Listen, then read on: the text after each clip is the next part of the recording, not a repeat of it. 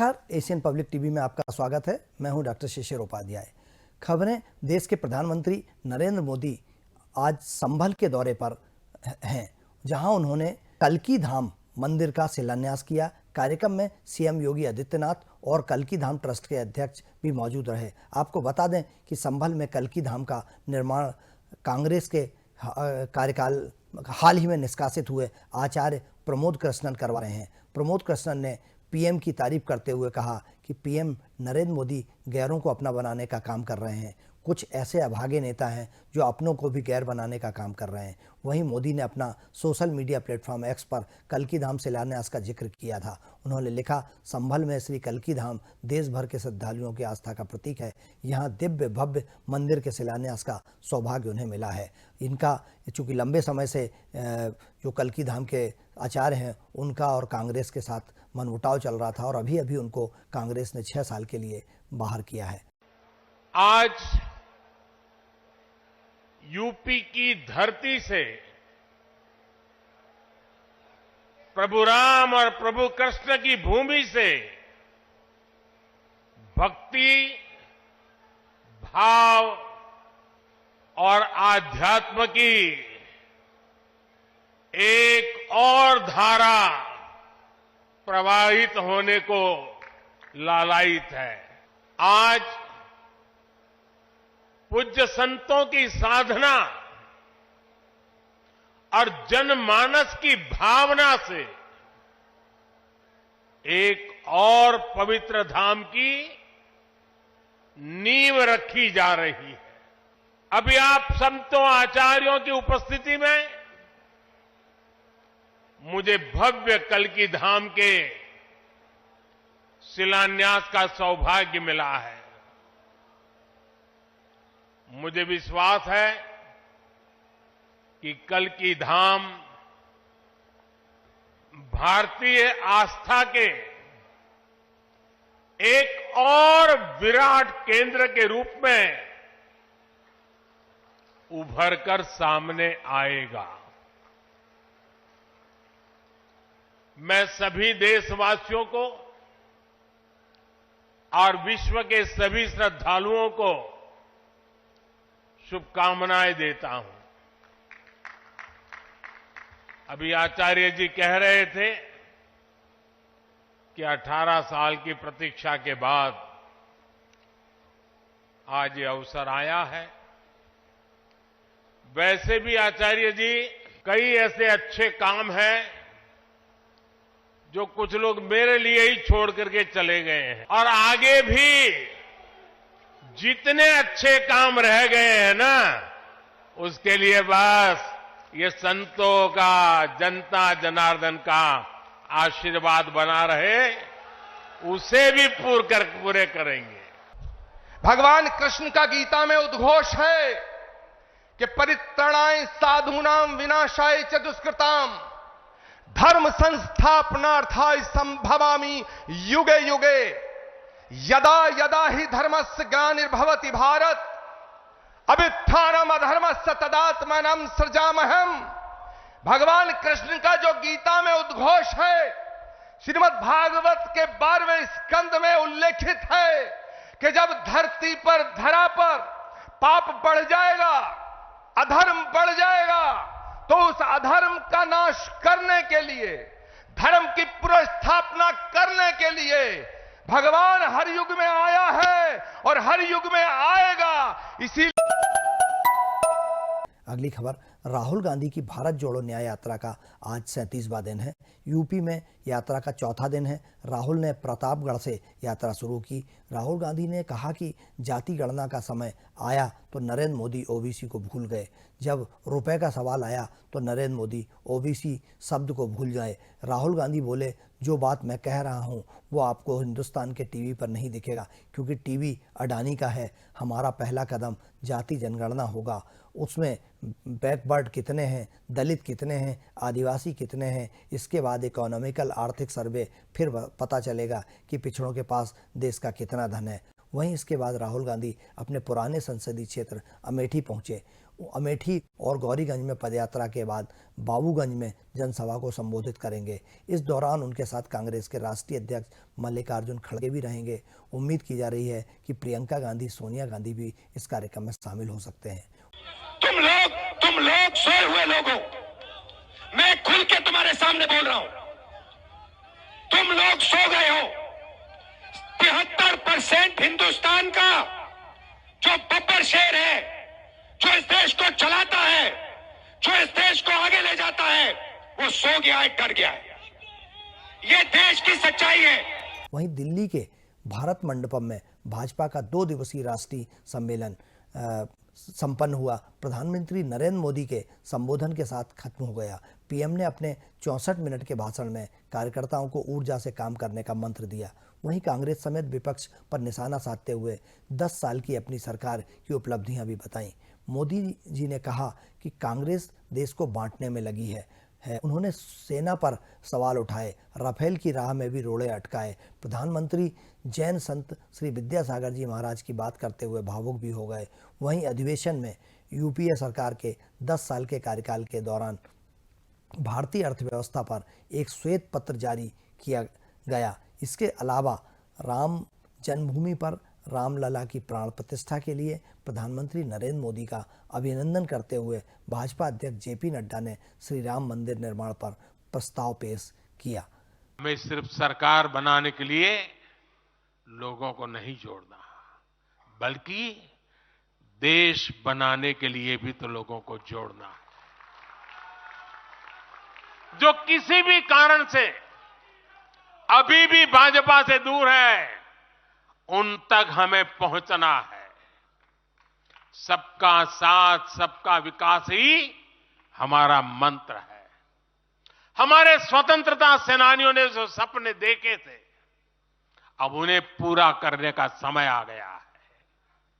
और इसके लिए भाजपा जरूरी है। इसके लिए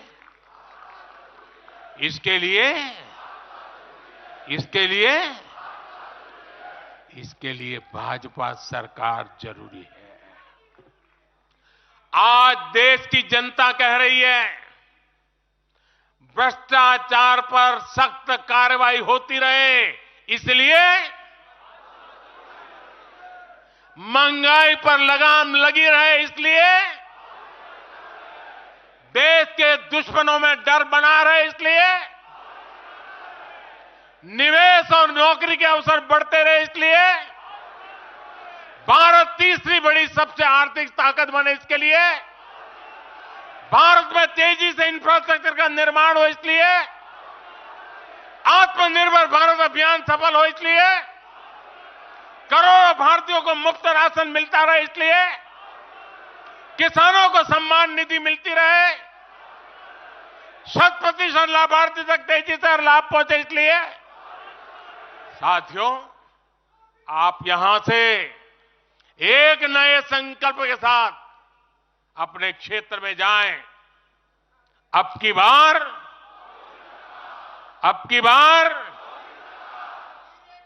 400 पार, अब की बार इस मिशन पर हमें जुट जाना है। तभी संवार सकता है जब वह अपने इतिहास को सहज कर रखता है। बीते वर्षों में भारत ने अपने इतिहास को सहेजा भी है, संवारा भी है। हमने नेशनल वॉर मेमोरियल का निर्माण किया, हमने राष्ट्रीय पुलिस स्मारक बनाई, हमने अंडमान में नेताजी सुभाष और परमवीर चक्र विजेताओं के नाम पर द्वीपों का नामकरण किया। हमने दांडी में नमक सत्याग्रह का आधुनिक स्मारक का निर्माण किया। हमने बाबा साहब आंबेडकर से जुड़े पंच तीर्थ को विकसित किया। हमने रांची में भगवान बिरसा मुंडा की स्मृति में म्यूजियम बनाया। सरदार पटेल को समर्पित स्टैच्यू ऑफ यूनिटी हमारे कार्यकाल में बनी। 31 अक्टूबर को राष्ट्रीय एकता दिवस हमारी सरकार ने घोषित किया। 15 नवंबर को जनजातीय गौरव दिवस के रूप में घोषित करने का अवसर हमें मिला।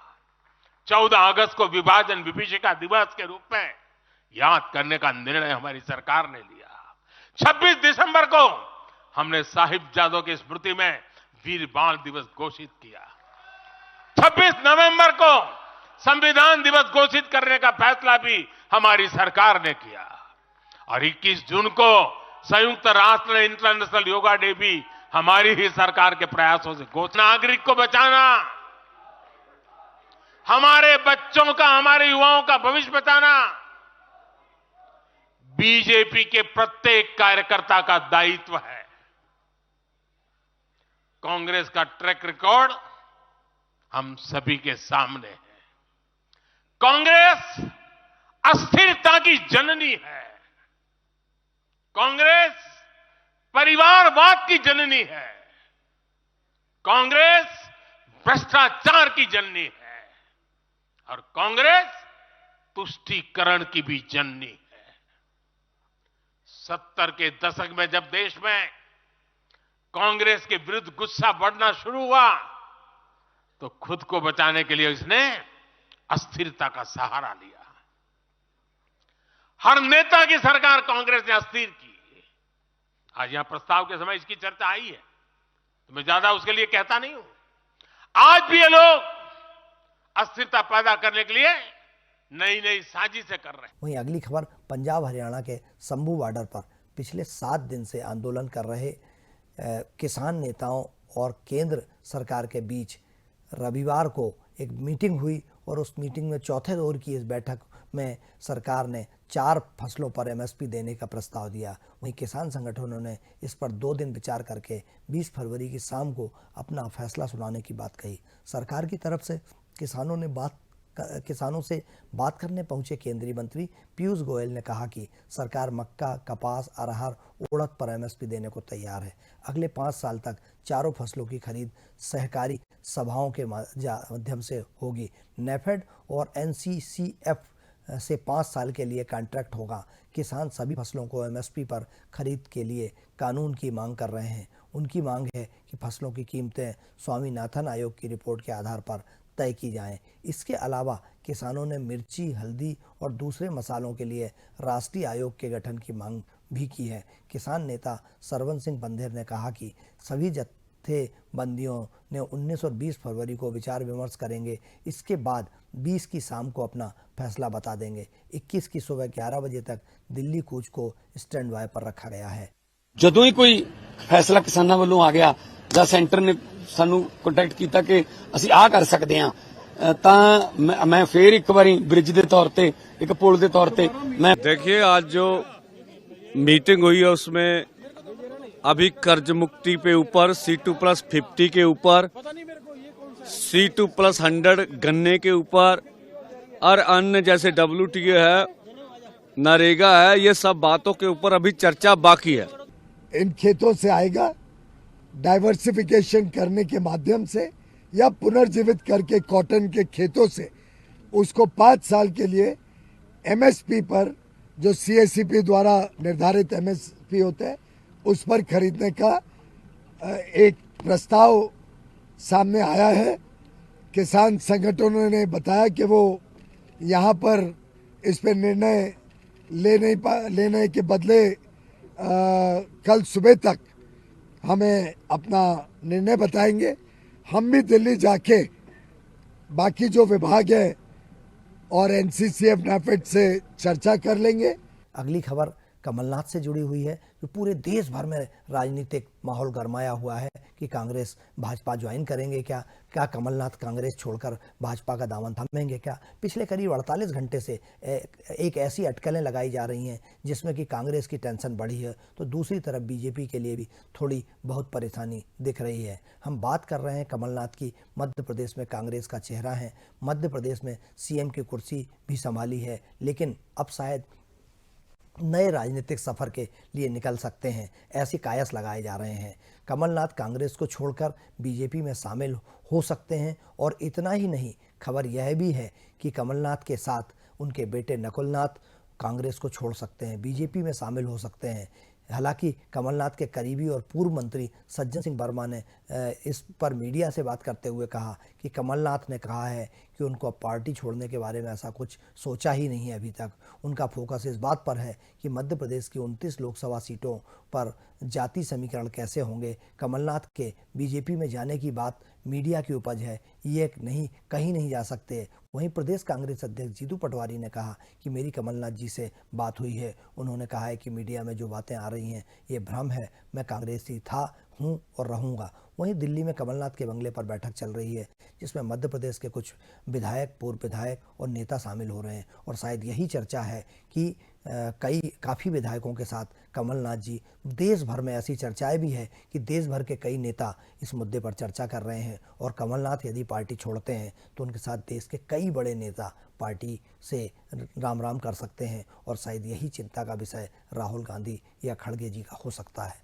देखना यह है कि क्या होगा, आने वाले समय में क्या निर्णय लेंगे, लेकिन कुछ भी हो सकता है क्योंकि लोकसभा चुनाव है और भारतीय जनता पार्टी कांग्रेस को झटके पर झटका देने की तैयारी में है। ये माना ऐसा जा रहा है कि देश भर से बहुत सारे लोग कांग्रेस छोड़कर भाजपा ज्वाइन कर सकते हैं। खबरों का सिलसिला जारी रहेगा। खबरों के लिए आप बने रहिए एशियन पब्लिक टीवी पर। मुझे अनुमति दीजिए। नमस्कार।